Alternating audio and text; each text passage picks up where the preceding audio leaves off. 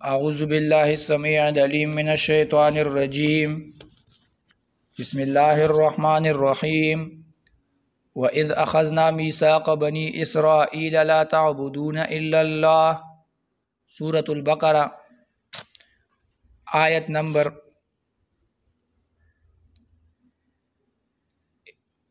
85 وَإِذْ أَخَذْنَا اور یاد کرو اس وقت کو جب ہم نے لیا میثاق بنی اسرائیل وعدہ بنی اسرائیل سے لا تعبدون الا اللہ کہ عبادت مت کرو الا اللہ صرف ایک اللہ کی وبالوالدین احسانا اور اپنے والدین کے ساتھ احسان کرو وذی القربى اور رشتہ داروں کے ساتھ والیتامى اور یتیموں کے ساتھ والمساکین اور مسکینوں کے ساتھ وقولوا اور کہو للناس لوگوں کو حسنا اچھی بات واقیموا الصلاۃ اور نماز قائم کرو وآتوا الزکاۃ اور زکوٰۃ ادا کرو ثم تولیتم پھر تم پھر گئے الا قلیلا منکم مگر کم تم میں سے وانتم معرضون اور تم ہمیشہ پھرنے والے تھے تولیتم یہ ماضی سے متعلق ہو جائے گا تم نے ماضی میں اعراض کیا ماضی میں پھر گئے وانتم معرضون اور مستقبل میں بھی تم اسی طرح پھرتے رہے اللہ تعالیٰ کے وعدوں سے اور میثاق سے یا دوسرا فرق مفسرین تولی بدن سے کہ آپ جسم اور بدن اس سے بھی آپ نے پھر گئے اور منہ موڑ لیا وانتم معرضون اور دل میں بھی تمہاری اعراض تھی دل میں بھی تمہارا وہ اعراض تھا وَإِذْ أَخَذْنَا مِيثَاقَ بَنِي إِسْرَائِيلَ یہاں سے 86 نمبر آیت تک وہ ایک اور خطاب ذکر ہوگی اور اس میں قبائح ان یہود کی ذکر ہوگی کہ اللہ تعالیٰ کے اوامر اور نواہی ان کا لحاظ یہ نہیں کرتے تھے اس آیت میں اوامر ہے اچھے اعمال پر یعنی امر بالمعروف ہے پھر ان کی وہ نقض العہد ذکر ہوگی وَإِذْ أَخَذْنَا مِيثَاقَكُمْ لَا تَسْفِكُونَ دِمَاءَكُمْ اللہ تعالیٰ نے ان سے عہد لیا تھا کہ ایک دوسرے کا خون نہیں بہاؤ گے ایک دوسرے کو جلا وطن نہیں کرو گے لیکن انہوں نے اس میثاق اس کو توڑا قتل بھی کیا ایک دوسرے کو اور ایک دوسرے کو گھروں سے نکال کر جلا وطن بھی کیا اور ایک دوسرے کے ساتھ وہ اسم اور عدوان گناہوں کے کاموں میں مدد بھی کی تو اللہ تعالیٰ ان کے لیے وہ سزا مقرر کرے گا کہ وَمَن يَفْعَلُ ذَلِكَ مِنكُمْ إِلَّا خِزْيٌ فِي الْحَيَاةِ الدُّنْيَا ان کے لیے شرمندگی ہوگی دنیا میں اور فَلَا يُخَفَّفُ عَنْهُمُ الْعَذَابُ وَلَا هُمْ يُنصَرُونَ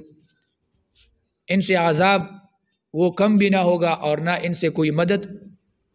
کی جائے گی تو اس آیت تک یہ اور قبائح ہے اور یہ اس کا خلاصہ ربط اس آیت کا ماقبل سے وہ یہ ہیں کہ پہلے بھی بعض انعامات کا ذکر تھا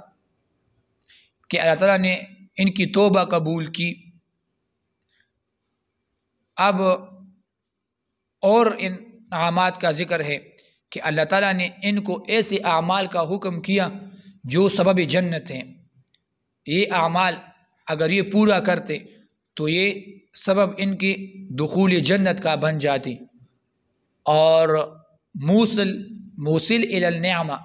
وہ خود مستقل ایک نعمت ہوتی ہے یہ اعمال موصل ہے ان کو پہنچاتی ہے جنت میں تو یہ اعمال خود ایک نعمت ہے یا دوسرا ربط علماء اس طرح بیان کرتے ہیں کہ یہود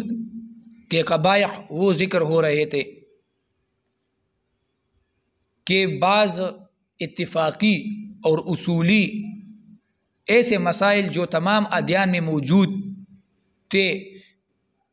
جیسے یہ ذکر ہو رہے ہیں یہ اصولی مسائل ہیں، یہ تمام ادیان میں تھے، نماز، زکوٰۃ،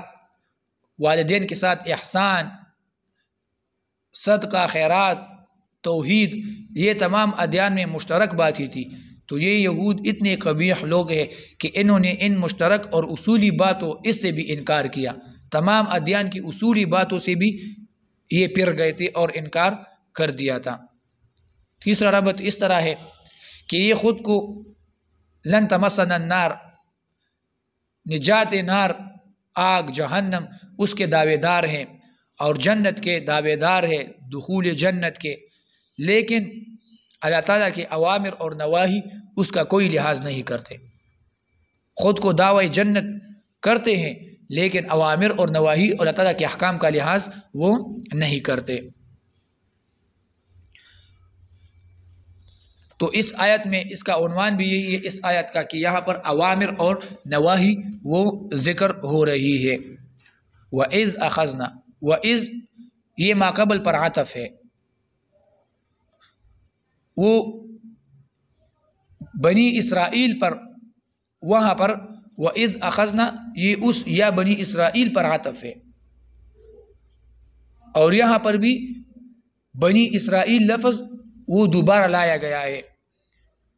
معاد کیا گیا ہے بنی اسرائیل کا لفظ، اشارہ ہے کہ یہ اوامر اور نواہی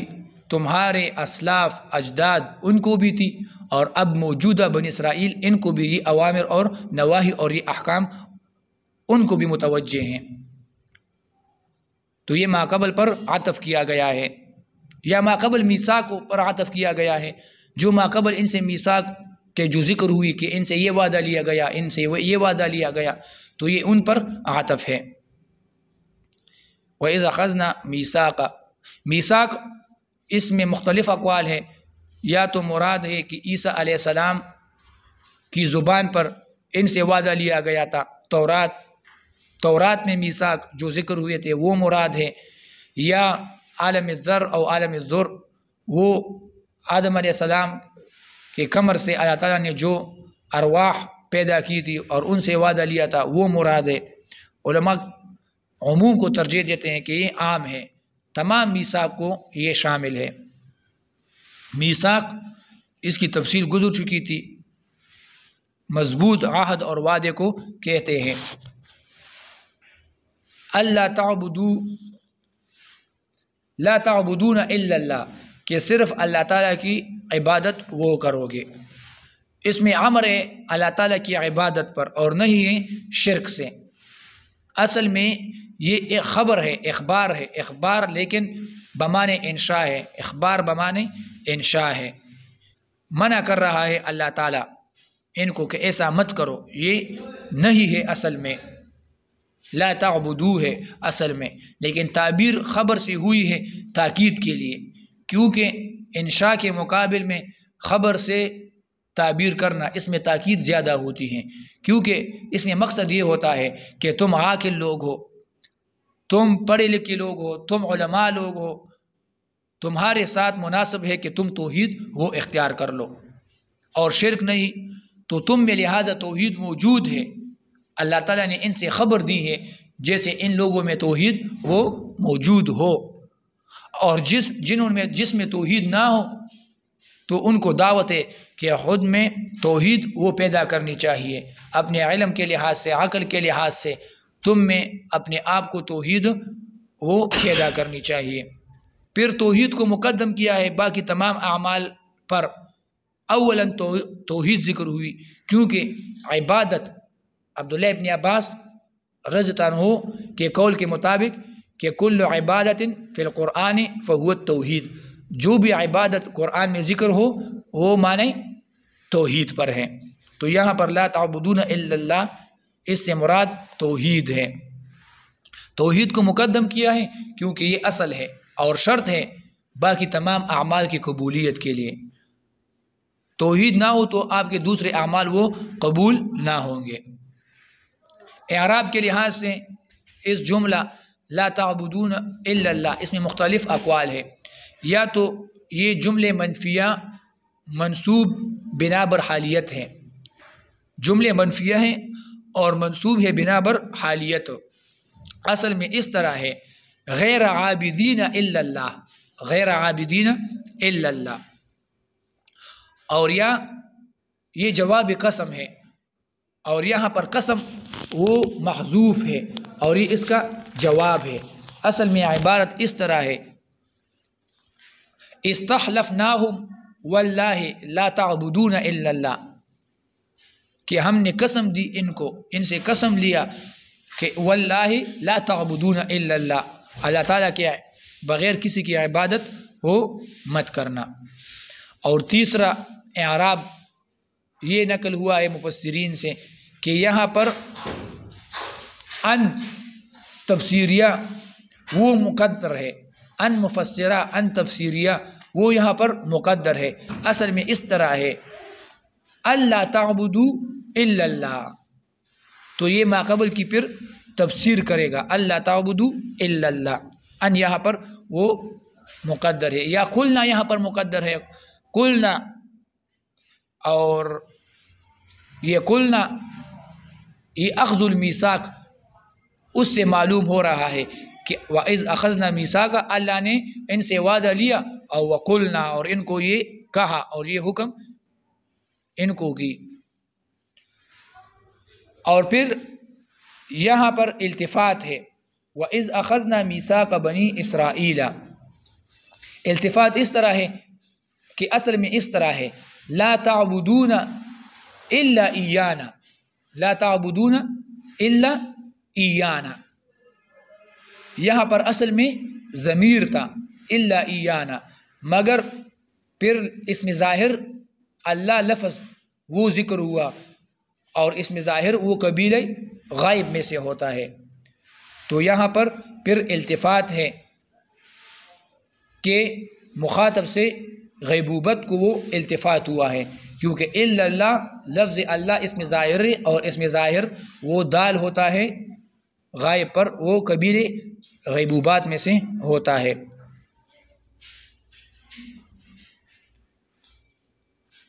تو وَإِذْ أَخَذْنَا مِيثَاقَ بَنِي إِسْرَائِيلَ.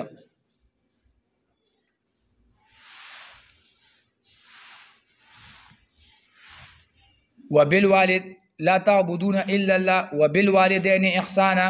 وبالوالدین احسانا، اور والدین کے ساتھ احسان کرو. والدین کے ساتھ احسان یہ فرض ہے، یہ واجب ہے،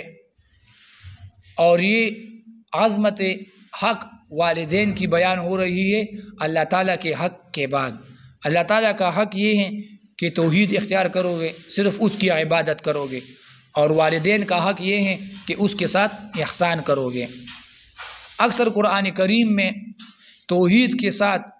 والدین کے ساتھ احسان وہ ذکر ہوتی ہے. اس کی حکمت یہ ہے کہ اول خالق انسان کا اللہ تعالیٰ ہے، اللہ تعالیٰ انسان کی تخلیق کرتا ہے، دوسری تربیت اور پرورش وہ والدین کرتے ہیں. دوسرا فائدہ یہ ہے، وجہ یہ ہے کہ جیسے اللہ تعالیٰ انسان کی تخلیق بلا عوض کرتا ہے، اسے کوئی معاوضہ کوئی قیمت نہیں لیتا، اور انسان اس کی تخلیق کرتا ہے، اس کی پیدائش کرتا ہے، اسی طرح والدین بھی انسان کی پرورش تربیت بلا عوض بلا معاوضہ بلا قیمت وہ اس کی تربیت اور پرورش وہ کرتے ہیں.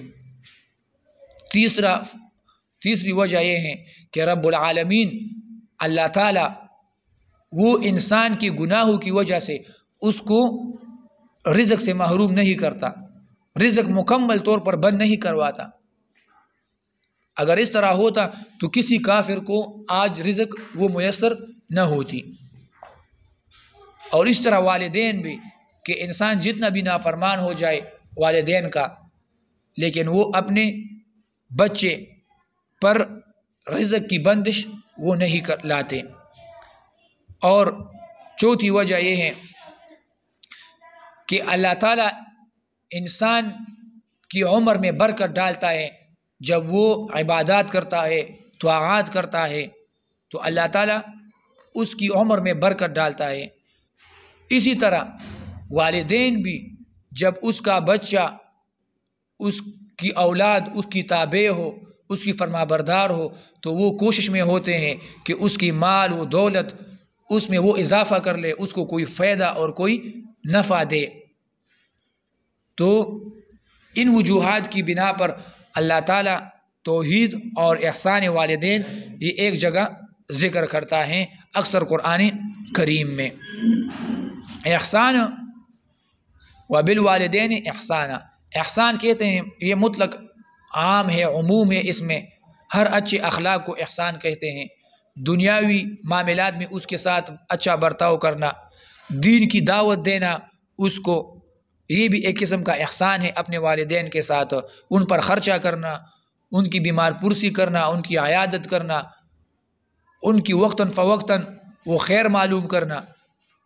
ان کے ساتھ اچھے اخلاق سے پیش آنا، سخت بات اور سخت الفاظ استعمال نہ کرنا، تو یہ کہتے ہیں احسان اس کو۔ اور اس کے مقابل میں ترک الاحسان آتا ہے۔ ترک الاحسان یہ ہے کہ انسان بد اخلاقی سے پیش آئے، ان کی کوئی پوچھ گچھ نہ کرے، ان کی خیریت دریافت نہ کرے، ان پر کوئی خرچہ نہ کرے، تو یہ ترک الاحسان اس کے خلاف آتی ہے۔ اور اس کے بالعکس ایک ہے والدین کے ساتھ بد کرنا، بدی کرنا، برائی کرنا، ایک ہے ترک الاحسان اور ایک ہے برائی کرنا، یہ دونوں کام حرام ہے۔ ترک الاحسان تو یہ ہے کہ انسان والدین کو کوئی خیر نہ دے، کوئی نفع نہ دے، اور برائی کرنا یہ اس سے بھی ابتر ہے، بدتر ہے۔ اس کا مقصد یہ ہے کہ انسان اس کی خیریت بھی دریافت نہ کرے اور الٹا اس کو کوئی ضرر اور نقصان وہ پہنچائے، اس کو دکھ پہنچائے، تو یہ برائی کرنا، یہ دونوں چیزیں والدین کے حق میں وہ حرام اور ناروا ہے۔ ترکیبی لحاظ سے احساناً اصل میں یہ مفعول مطلق ہے، اصل میں ترکیب کے لحاظ سے اصل میں عبارت اس طرح ہے کہ احسنوا بالوالدین احسانا، احسنوا بالوالدین احسانا، تو یہ مفعول مطلق ہے۔ یا ووصینا بالوالدین احسانا، یا وتحسنون، وتحسنون یہاں پر مقدر ہے، تو پھر یہ لا تعبدون پر عطف ہو جائے گا، کلامی خبری یہ بھی ہو جائے گا، کلامی خبری اور متضمن انشاء ہوگی، خبر بمعنی انشاء یہ بھی بن جائے گی۔ وذی القربی، وذی القربی سوال یہ ہے کہ والدین یہ بھی تو قسم کے رشتہ دار ہوتے ہیں۔ وذی القربی والدین کو مستقل کیوں کہا لایا گیا؟ تو اس کا جواب یہ ہے کہ والدین اگرچہ انسان کے وہ اقارب ہوتے ہیں لیکن مشہور بالاقارب نہیں ہیں، والدین کو ذو القربہ نہیں کہا جاتا، اگرچہ والدین کا رشتہ انسان کے ساتھ بہت ہی قوی ہوتا ہے، بہت ہی نزدیک رشتہ ہوتا ہے، لیکن ان کو اقارب اور رشتہ دار نہیں کہا جاتا۔ اور تو اس لیے ذو القربہ و ذی القربہ یہ الگ ہے اور والدین یہ الگ ہے۔ اور دوسری وجہ یہ ہے کہ رشتہ داری جو قائم ہوتی ہے یہ والدین ہی کی وجہ سے قائم ہوتی ہے، کیونکہ آپ کے رشتہ دار یا تو والد اس کی طرف سے ہوں گے اور یا والدہ کی طرف سے رشتہ دار ہوں گے، تو یہ والدین جو ہے اصل ہے ذی القربہ کے لیے، ذی القربہ کے لیے اصل ہے، کیونکہ رشتہ داری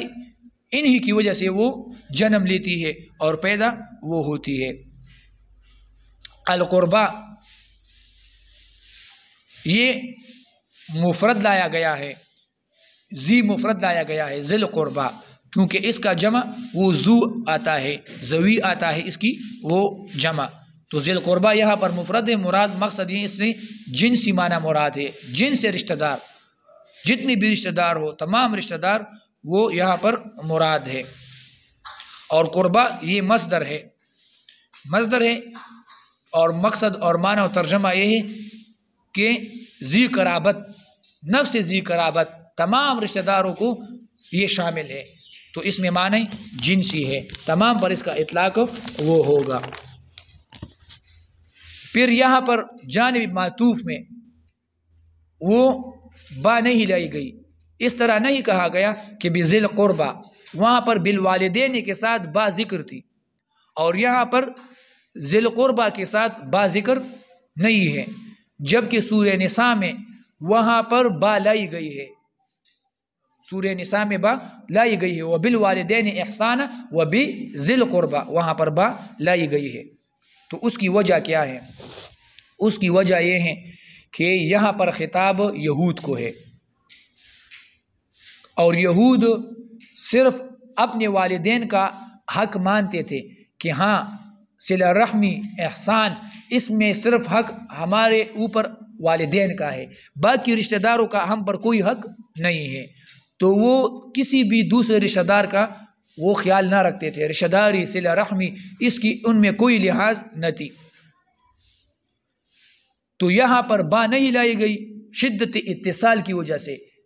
اس طرح گویا اس کو یہاں پر اس طرح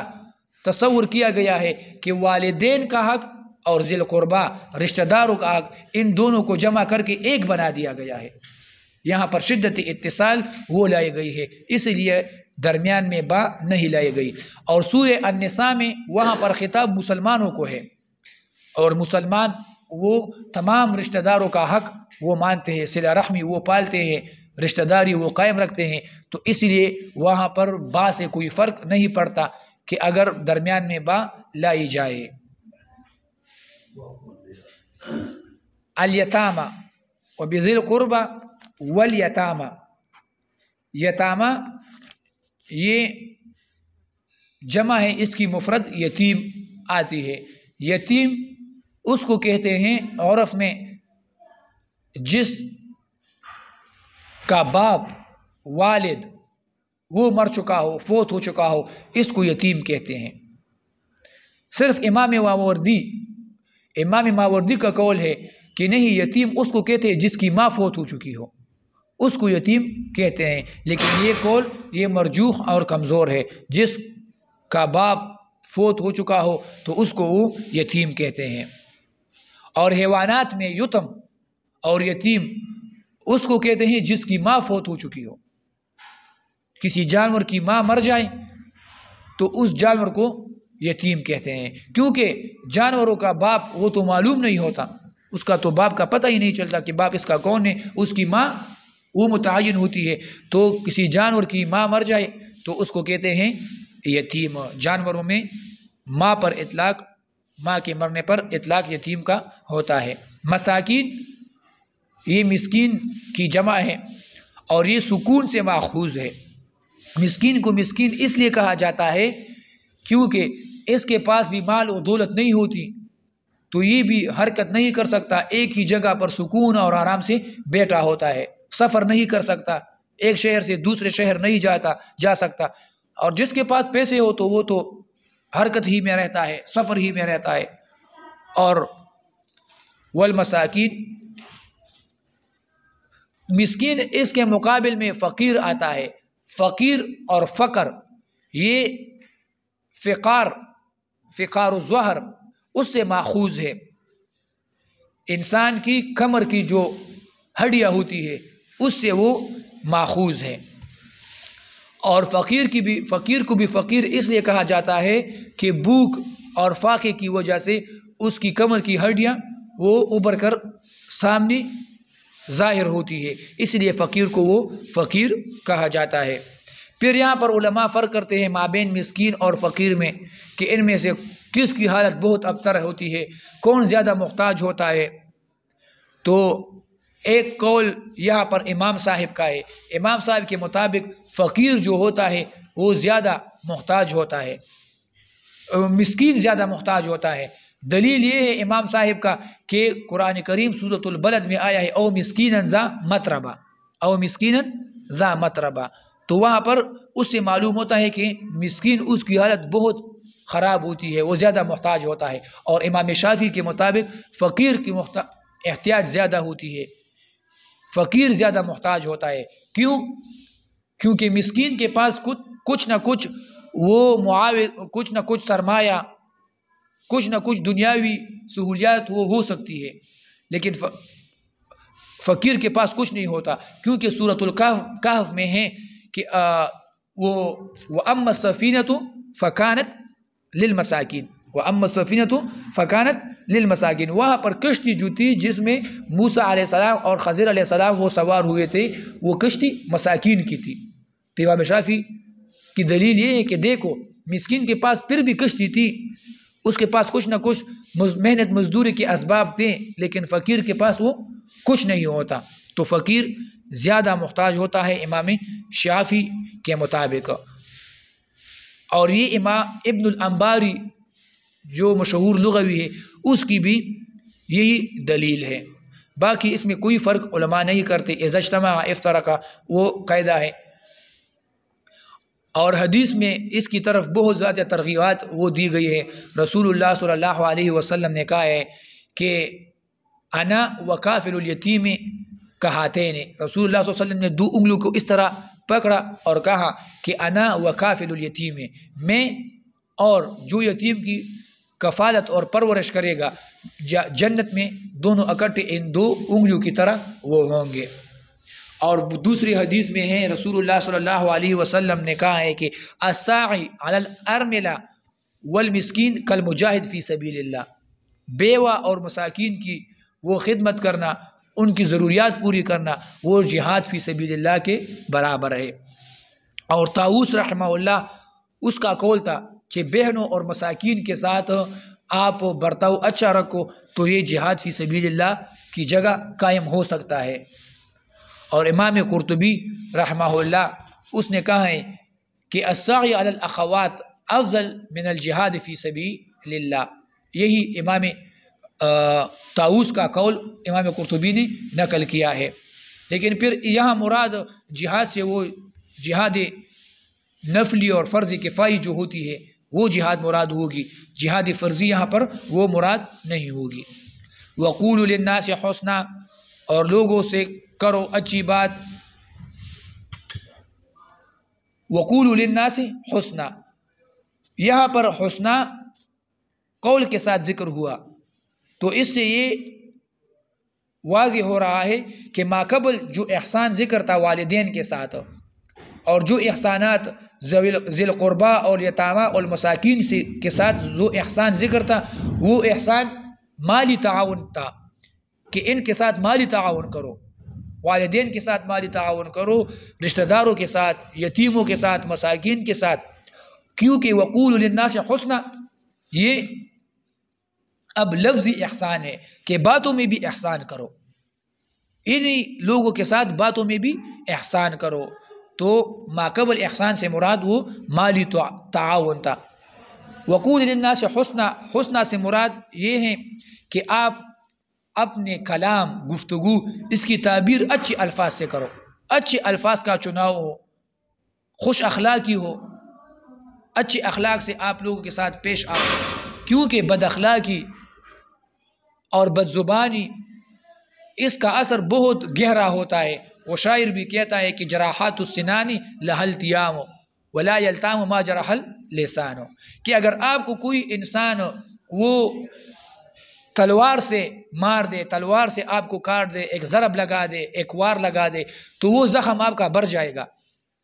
ٹھیک ہے، لیکن ولا یلتام ما جرح اللسان، لیکن زبان سے جو زخم لگتی ہے وہ کبھی نہیں بڑھتی، وہ زخم کبھی وہ ٹھیک نہیں ہو سکتی۔ تو اس لیے وقولوا للناس حسنا، اس سے مراد خوش اخلاقی ہے، انسان لوگوں کے ساتھ اچھے اخلاق سے پیش آنا ہے۔ وقولوا للناس حسنا یہ پھر ترکیبی مفعول مطلق واقع ہوا ہے ترکیبی لحاظ سے، اصل میں اس طرح ہے، اور یہاں پر پھر اس کی جو موصوف ہے وہ محذوف ہے، وقولوا للناس قولا حسنا، قولا حسنا موصوف یہاں پر اس کا حذف ہے اور یہ اس کی جگہ پر قائم مقام ہے۔ اور وقولوا للناس حسنا یہاں پر بھی حمل پھر مبالغتاً ہے، کیونکہ حسنا یہ مصدر ہے تو وصف ہے، تو حمل صرف وصف کا آیا ہے ذات پر، تو یہ پھر کہتے ہیں زید عدل کی طرح حمل مبالغتاً ہے، اور یہاں پر آپ ذا یا ذو اس طرح کے الفاظ نکالو تو پھر حمل آپ کا صحیح ہو جائے گا کہ قولوا قولا ذا حسن، قولوا قولا ذا حسن، تو حمل ذات کی وہ ذات پر آ جائے گی۔ پھر یہاں پر بعض لوگ وقولوا للناس حسنا، بعض حضرات اس سے غلط وہ معنی اور مقصد اور مفہوم وہ بناتے ہیں کہ نہی عن المنکر، امر بالمعروف وہ چھوڑ دیتے ہیں کہ لوگوں کو دکھ نہ ہو، تکلیف نہ ہو، ناراض نہ ہو۔ اگر ہم ان کو نہی عن المنکر سے روکیں گے، ان کو برائی سے روکیں گے تو وہ ناراض ہو جائیں گے، ٹھیک ہے، تو اسی لیے وہ نہی عن المنکر ہی چھوڑ دیتے ہیں۔ تو اس کا مقصد یہ ہے یہاں پر یہ حسنہ جو ہے وقولوا للناس حسنہ، یہ حسنہ جو ہے یہ لفظ شرعی ہے، اور لفظ شرعی کو آپ معنی شرعی پر ہی عمل کرو گے، اور شریعت میں امر بالمعروف اور نہی عن المنکر یہ حسن ہے، اس کو حسن کہا گیا ہے، یہ شریعت کا حسن ہے۔ تو اس لیے مقصد یہ ہے کہ امر بالمعروف اور نہی عن المنکر چھوڑنا مقصد نہیں ہے، بلکہ الفاظ کا چناؤ اس میں اچھا ہونا چاہیے، یہ مقصود ہے۔ وقولوا للناس حسنا، للناس اس سے مراد تو اہلی کتاب ہے، یہود اور نصارہ، کیونکہ ان کا تذکرہ وہ ہو رہا ہے تو یہی مراد ہے۔ اور یا خطاب مسلمانوں کو ہو جائے تو پھر اگر یہود اور نصارہ کو انسان اس سے خوش اخلاقی سے پیش آئے گا تو مسلمانوں سے بطریق اولا وہ خوش اخلاقی سے پیش آئے گا۔ یا بعض مفسرین نے کہا ہے کہ یہاں سے مراد الناس سے مراد رسول اللہ صلی اللہ علیہ وسلم ہے، اور رد ہے اس اہلی کتاب پر کہ آپ رسول اللہ صلی اللہ علیہ وسلم اس کے ساتھ بد اخلاقی وہ مت کرو۔ اور رسول اللہ صلی اللہ علیہ وسلم اس کو الناس کہا گیا ہے کیونکہ یہ تمام قیامت تک آنے والے لوگوں کے لیے رسول اور نبی ہے، تو اس لیے الناس کا اطلاق رسول اللہ صلی اللہ علیہ وسلم پر ہوا ہے۔ وَآتُوا الزَّكَاةَ وَأَقِيمُوا الصَّلَاةَ وَآتُوا الزَّكَاةَ، اس کی تشریح اقیموا الصلاۃ اس کی گزر چکی تھی، وآتوا الزکاۃ اس کی تشریح بھی گزر چکی ہے۔ آتوا الزکاۃ سے مراد یہاں پر فرضی زکوٰۃ مراد ہے، فرضی زکوٰۃ یہاں پر مراد ہے، جو ماقبل احسانات اس سے الگ ہے۔ اور حدیث میں بھی ہے ان فی المال لحق سوی الزکوٰۃ، مال میں انسان کے غرباء اور فقراء کا حق بنتا ہے زکوٰۃ کے علاوہ بھی۔ تو ماقبل جو احسان ذکر ہوا تھا وہ نفلی صدقات ہو جائیں گے، نفلی مالی تعاون ہو جائے گا فقراء اور رشتہ داروں کے ساتھ اور مساکین کے ساتھ، اور وآتوا الزکاۃ اس میں پھر وہ فرضی زکوٰۃ وہ مراد ہو جائے گی۔ الصلاۃ اس میں اخلاص معبود کے ساتھ ہے، وَأَقِيمُوا الصَّلَاةَ کہ اللہ تعالیٰ کے ساتھ اپنے تعلق میں وہ اخلاص پیدا کر لو جو عبادت اور نماز ہی سے ممکن ہے، اور آتوا الزکاۃ اس میں اشارہ ہے مخلوق کے ساتھ اخلاص وہ پیدا کرنا کہ اپنے ساتھ مخلوق کے تعلق میں برتاؤ میں اس میں اخلاص پیدا کرو، اور مخلوق ان کے احتیاجات اور ان کی وہ ضروریات وہ پوری کرو۔ اقیموا الصلاۃ وآتوا الزکاۃ ثم تولیتم الا قلیلا منکم، اس کا فرق وہ اس کو میں نے اشارہ کیا کہ تولی یہ بدن کے لحاظ سے، جسم کے لحاظ سے، اور اعراض دل کے لحاظ سے، یا تولی ماضی میں اور وہم موردون اعراض وہ مستقبل میں۔ الا قلیلا یہ استثناء لائی گئی ہے دفع وہم کے لیے کہ تمام یہود اور اہلی کتاب وہ اس طرح نہیں تھے، ان میں یہ امراض اور یہ قبائح وہ نہیں تھی، بعض کچھ اچھے لوگ بھی ان میں تھے، کیونکہ واہم کا وہم ہوگا کہ تمام اہلی کتاب اور تمام یہود وہ ہی اسی طرح قبیح ہوں گے، ان میں یہ قبائح تمام میں موجود ہوگی۔ تو اللہ نے کہا کہ نہیں، الا قلیلا، عبداللہ ابن سلام، کعب الاحبار، اس طرح کے لوگ بھی ان میں موجود ہیں جو حق وہ تسلیم کر لیتے ہیں، وہ اعراض اور تولی وہ نہیں کرتے۔ تولی اور اعراض اس میں ایک اور فرق یہ ہے کہ تولی ہدایت سے تولی کرتے ہو ضلال کی طرف، گمراہی کی طرف، اور اعراض اس کا مقصد یہ ہے کہ انسان درمیان راستے میں حق کو چھوڑ دے، آپ کے ساتھ جا رہا ہو راستے میں اور درمیان راستے میں ہی آپ کو چھوڑ دے تو اس کو کہتے ہیں اعراض۔ یہود میں بھی یہ اعراض تھا کہ وہ حق پر جا رہے تھے، تورات انہوں نے قبول کیا تھا، موسیٰ علیہ السلام کی نبوت رسالت وہ قبول کی تھی، وہ حق پر جا رہے تھے، لیکن درمیان میں جب رسول اللہ صلی اللہ علیہ وسلم کی نبوت رسالت قرآن یہ آ گئی تو درمیان ہی میں یہ حق چھوڑ کر انہوں نے اعراض کیا۔ تو اعراض کرتے ہیں درمیان میں راستہ چھوڑنا، صحیح راستہ اور حق چھوڑنا، تو اس کو کہتے ہیں اعراض۔ اور یا تولی میثاق سے، وَإِذَا أَخَذْنَا مِيثَاقًا، اس میثاق سے آپ نے تولی کی، پھر گئے مڑ گئے اس سے، اور اعراض ایمان نہ لانا رسول اللہ صلی اللہ علیہ وسلم سے کہ تم نے ہمیشہ اعراض کیا۔ وَأَنْتُمْ مُعْرِضُونَ جملہ اسمیہ لایا گیا ہے، دال ہے دوام پر، مقصد یہ ہے کہ رسول اللہ صلی اللہ علیہ وسلم پر ایمان نہ انہوں نے اس موجودہ حالیہ زمانے میں لایا اور نہ مستقبل میں انہوں نے رسول اللہ صلی اللہ علیہ وسلم پر ایمان لایا۔ وَأَنْتُمْ مُعْرِضُونَ، کیونکہ ان کی ضد اور عناد وہ بہت زیادہ تھی۔ صلی اللہ تعالیٰ خیر خلق محمد۔